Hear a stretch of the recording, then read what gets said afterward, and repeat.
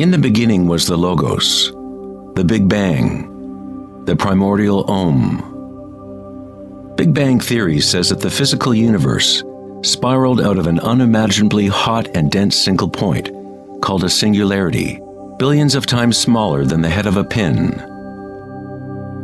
It does not say why or how. The more mysterious something is, the more we take for granted that we understand it.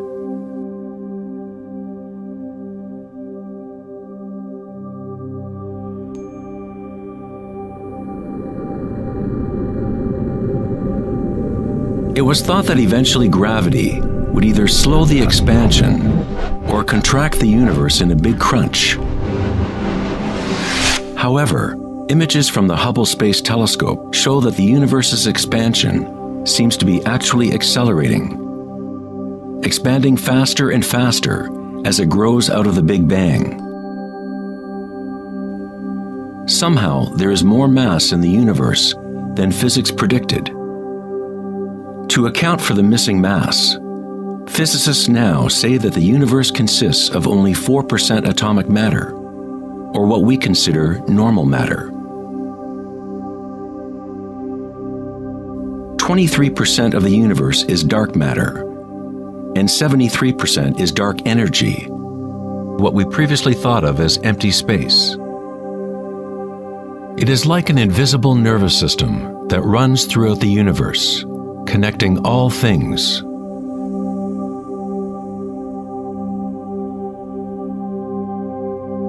The ancient Vedic teachers taught Nada Brahma, the universe is vibration. The vibratory field is at the root of all true spiritual experience and scientific investigation. It is the same field of energy that saints, Buddhas, yogis, mystics, priests, shamans, and seers have observed by looking within themselves. It has been called Akasha, the primordial Om, Indra's net of jewels, the music of the spheres, and 1,000 other names throughout history.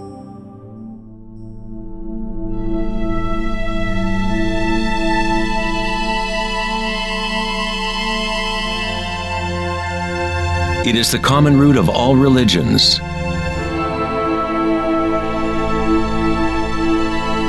And the link between our inner worlds and our outer worlds.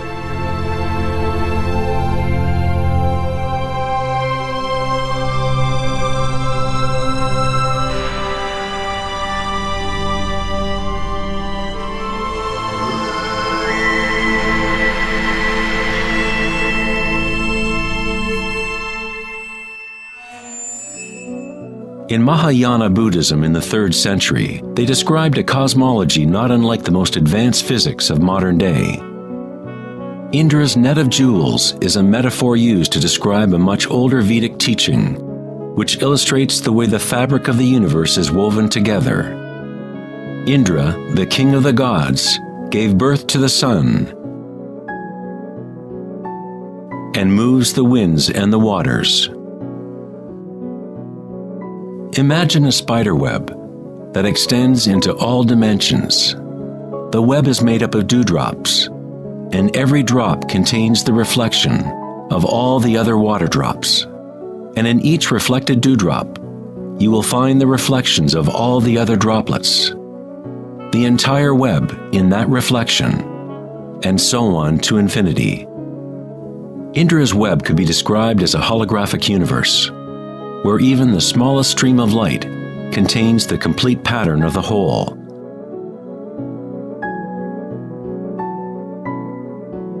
The Serbian-American scientist Nikola Tesla is sometimes referred to as the man who invented the 20th century. Tesla was responsible for discovering alternating current electricity and many other creations that are now part of everyday life. Because of his interest in the ancient Vedic traditions, Tesla was in a unique position to understand science through both an Eastern and Western model. Like all great scientists, Tesla looked deeply into the mysteries of the outer world, but he also looked deeply within himself. Like the ancient yogis, Tesla used the term Akasha to describe the etheric field that extends throughout all things. Tesla studied with Swami Vivekananda, a yogi who brought the ancient teachings of India to the West. In the Vedic teachings, Akasha is space itself, the space that the other elements fill, which exists simultaneously with vibration. The two are inseparable. Akasha is yin to prana's yang.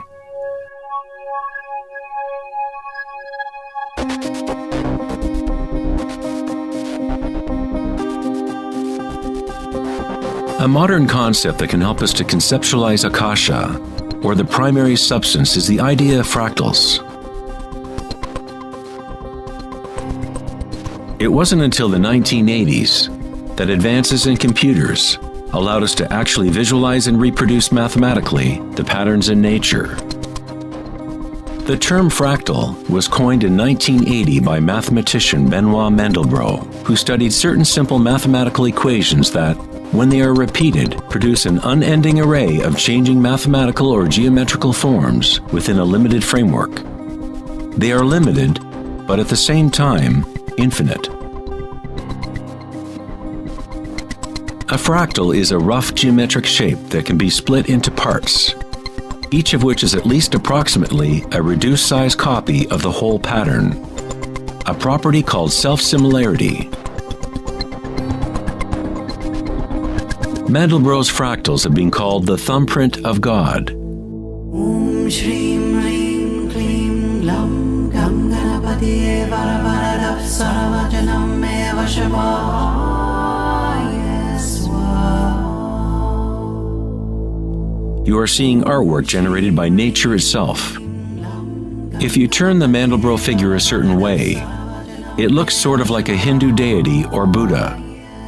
This figure is being termed the Buddha-bro figure. Om Shrim Rim Klim Glam Gam Ganapatiye Varavaradap Saravajanam Eva Shabaya Swa.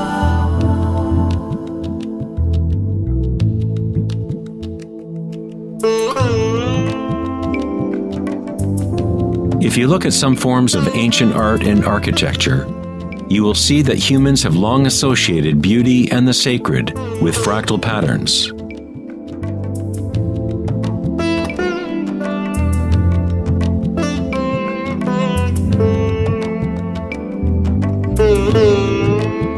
Infinitely complex, yet every part contains the seed to recreate the whole. Fractals have changed mathematicians' views of the universe and how it operates. With each new level of magnification, there are differences from the original. Constant change and transformation occurs as we traverse from one level of fractal detail to another. This transformation is the cosmic spiral, the embedded intelligence of the matrix of time-space.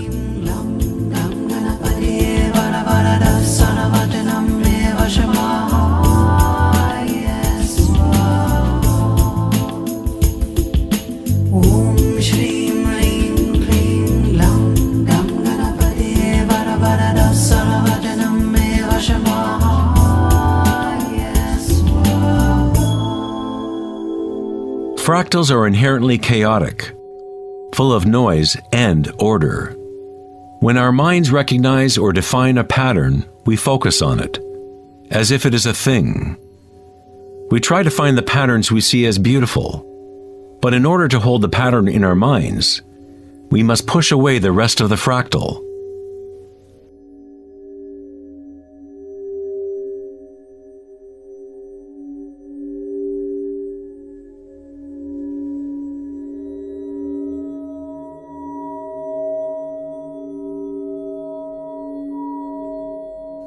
To comprehend a fractal with the senses is to limit its movement. All energy in the universe is neutral, timeless, dimensionless. Our own creativity and capacity for pattern recognition is the link between the microcosm and macrocosm, the timeless world of waves, and the solid world of things. Observation is an act of creation through limitations inherent in thinking. We are creating the illusion of solidity, of things by labeling, by naming. The philosopher Kierkegaard said, "If you name me, you negate me." By giving me a name, a label, you negate all of the other things I could possibly be. You lock the particle into being a thing by pinning it down, naming it. But at the same time, you are creating it, defining it to exist. Creativity is our highest nature. With the creation of things comes time, which is what creates the illusion of solidity.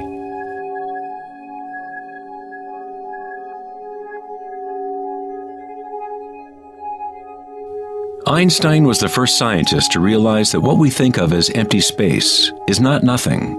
It has properties. And intrinsic to the nature of space is nearly unfathomable amounts of energy. The renowned physicist Richard Feynman once said, "There is enough energy in a single cubic meter of space to boil all the oceans in the world." Advanced meditators know that in the stillness lies the greatest power. The Buddha had yet another term for the primary substance, what he termed kalpas, which are like tiny particles or wavelets that are arising and passing away trillions of times per second.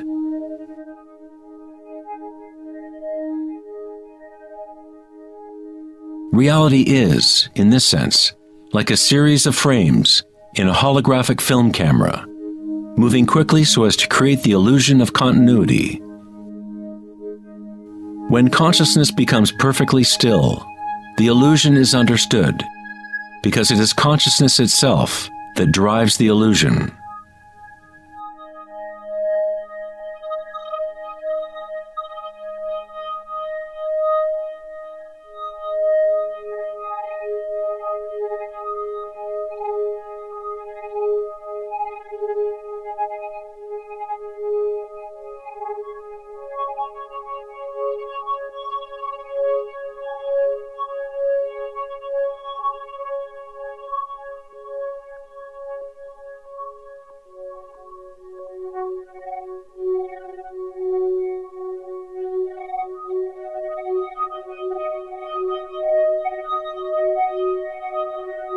In the ancient traditions of the East, it has been understood for thousands of years that all is vibration. Nada Brahma, the universe is sound. The word nada means sound or vibration, and Brahma is the name for God. Brahma simultaneously is the universe and is the creator. The artist and the art are inseparable. In the Upanishads, one of the oldest human records from ancient India, it is said, Brahma the creator, sitting on a lotus, opens his eyes, and a world comes into being. Brahma closes his eyes, and a world goes out of being. Ancient mystics, yogis, and seers have maintained that there is a field at the root level of consciousness. The Akashic field, or the Akashic records, where all information, all experience, past, present, and future, exists now and always. It is this field or matrix from which all things arise, from subatomic particles to galaxies, stars, planets, and all life.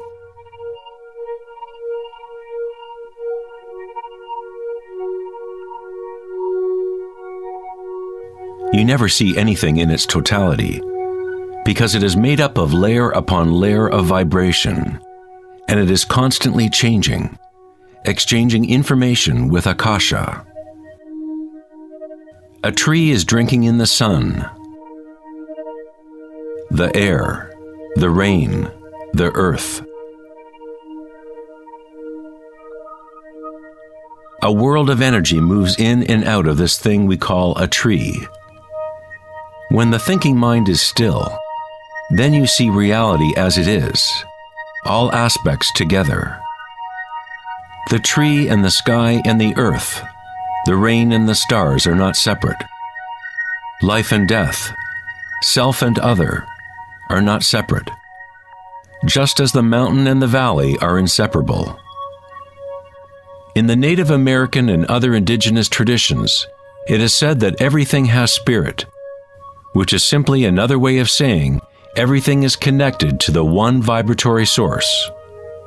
There is one consciousness, one field, one force that moves through all. This field is not happening around you, it is happening through you, and happening as you. You are the you in universe. You are the eyes through which creation sees itself. When you wake from a dream, you realize that everything in the dream was you. You were creating it. So-called real life is no different. Everyone, everything is you. The one consciousness looking out of every eye.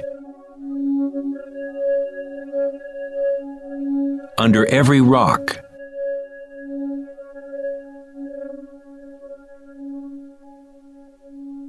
Within every particle.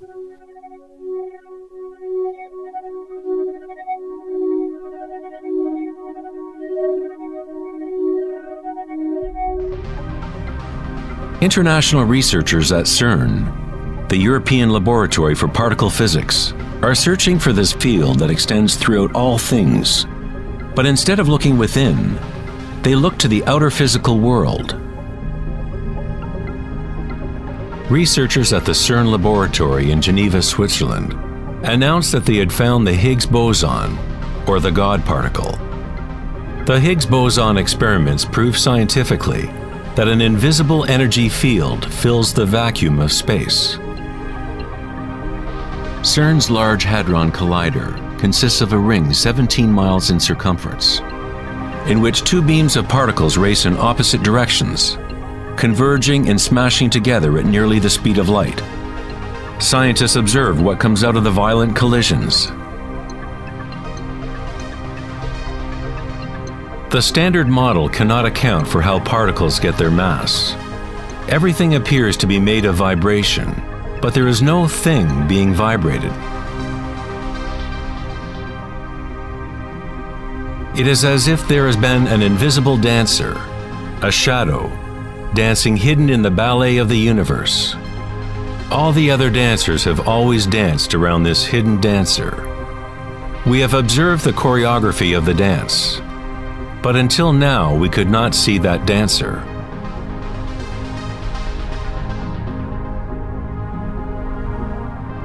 The so-called God particle, the properties of the base material of universe, the heart of all matter which would account for the unexplained mass and energy that drives the universe's expansion. But far from explaining the nature of the universe, the discovery of the Higgs boson simply presents an even greater mystery, revealing a universe that is more mysterious than we ever imagined. Science is approaching the threshold between consciousness and matter. The eye with which we look at the primordial field and the eye with which the field looks at us are one and the same.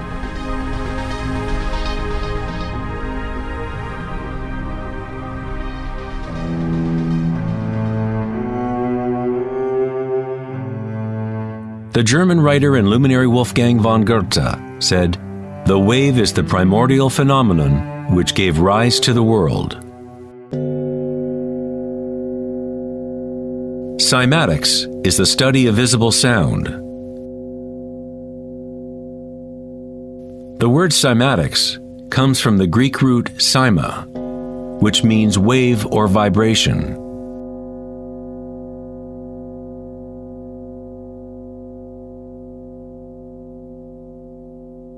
One of the first Western scientists to seriously study wave phenomena was Ernst Chladni, a German musician and physicist who lived in the 18th century. Chladni discovered that when he spread sand on metal plates and then vibrated the plates with a violin bow, the sand arranged itself into patterns. Different geometrical forms appeared depending on the vibration produced.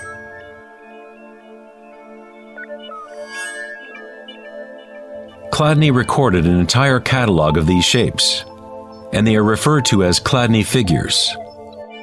Many of these patterns can be found throughout the natural world, such as the markings of the tortoise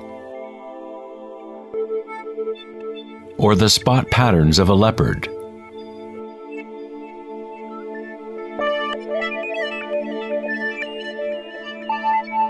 Studying Chladni patterns or cymatic patterns is one secret way in which high-end guitar, violin, and other instrument makers determine the sound qualities of the instruments they make.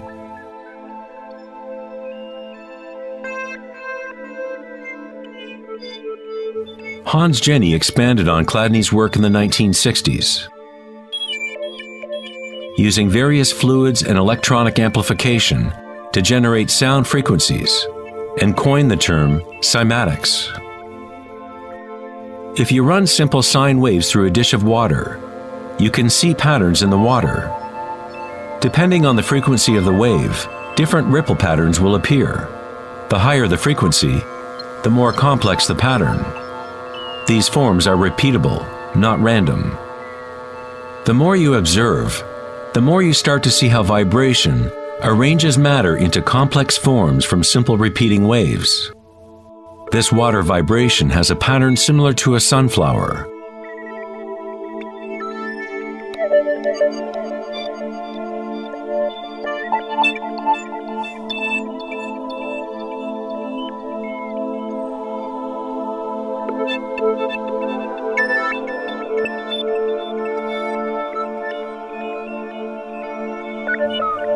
Simply by changing the sound frequency, we get a different pattern.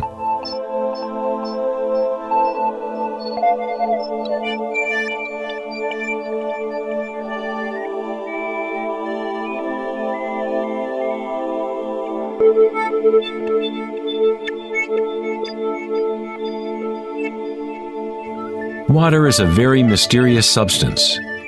It is highly impressionable. That is, it can receive and hold on to vibration.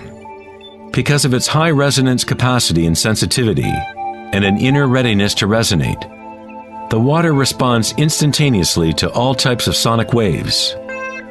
Vibrating water and earth make up the majority of mass in plants and animals.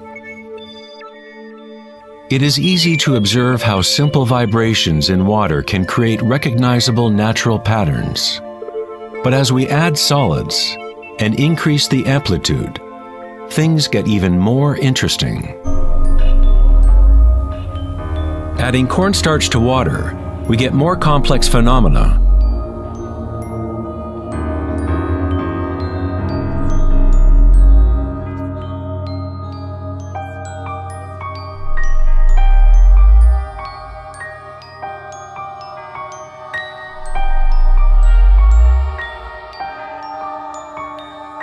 Perhaps the principles of life itself can be observed as vibrations move the cornstarch blob into what appears to be a moving organism.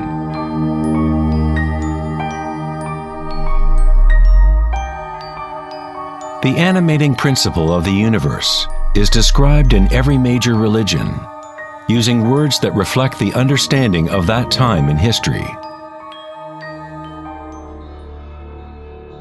In the language of the Incas, the largest empire in pre-Columbian America, the word for human body is Alpa Kamasca, which means literally, animated earth. In Kabbalah, or Jewish mysticism, they talk about the divine name of God, the name that cannot be spoken. It cannot be spoken because it is a vibration that is everywhere. It is all words, all matter. Everything is the sacred word.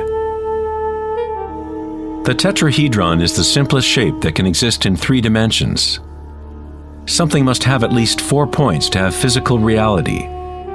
The triangle structure is nature's only self-stabilizing pattern. In the Old Testament, the word tetragrammaton was often used to represent a certain manifestation of God. It was used when talking about the Word of God, or the special name of God, Logos or primordial Word.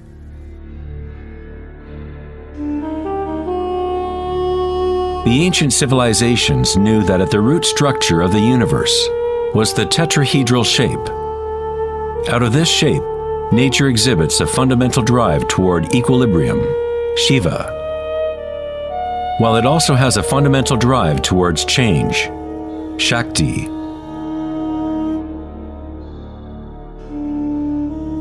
In the Bible, the Gospel of John usually reads, "In the beginning was the Word," but in the original text, the term used was logos. The Greek philosopher Heraclitus, who lived around 500 years before Christ, referred to the logos as something fundamentally unknowable, the origin of all repetition, pattern, and form. The Stoic philosophers who followed the teachings of Heraclitus identified the term with the divine animating principle pervading the universe.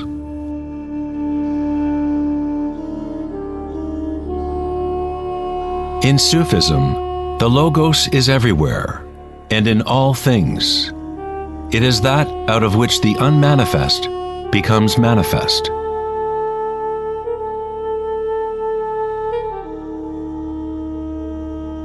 In the Hindu tradition, Shiva Nataraja literally means Lord of the Dance. The whole cosmos dances to Shiva's drum.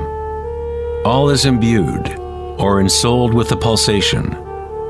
Only as long as Shiva is dancing can the world continue to evolve and change. Otherwise, it collapses back into nothingness.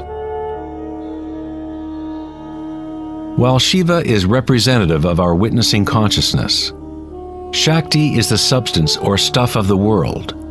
While Shiva lies in meditation, Shakti tries to move him, to bring him into the dance. Like yin and yang, the dancer and the dance exist as one. Logos also means unconcealed truth. He who knows the Logos knows the truth. Many layers of concealment exist in the human world, as Akasha has been swirled into complex structures, concealing the source from itself. Like a divine game of hide and seek, we have been hiding for thousands of years, eventually forgetting about the game completely. We somehow forgot that there was anything to find. In Buddhism, one is taught to directly perceive the Logos, the field of change, or impermanence within oneself through meditation. When you observe your inner world, you observe subtler and subtler sensations and energies as the mind becomes more concentrated and focused. Through the direct realization of anicca, or impermanence at the root level of sensation, one becomes free of attachment to transient external forms. Once we realize there is one vibratory field that is the common root of all religions, how can we say, "my religion," or "this is my primordial Om, my quantum field"?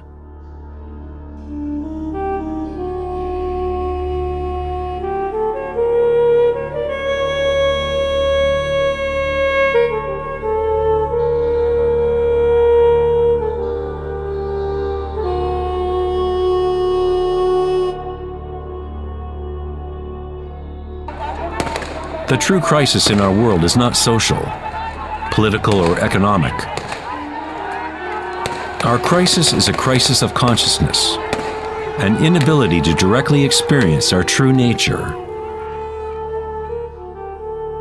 an inability to recognize this nature in everyone and in all things.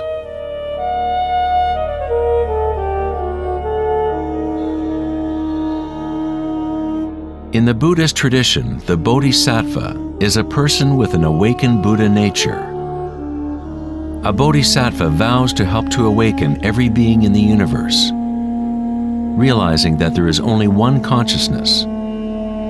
To awaken one's true self, one must awaken all beings,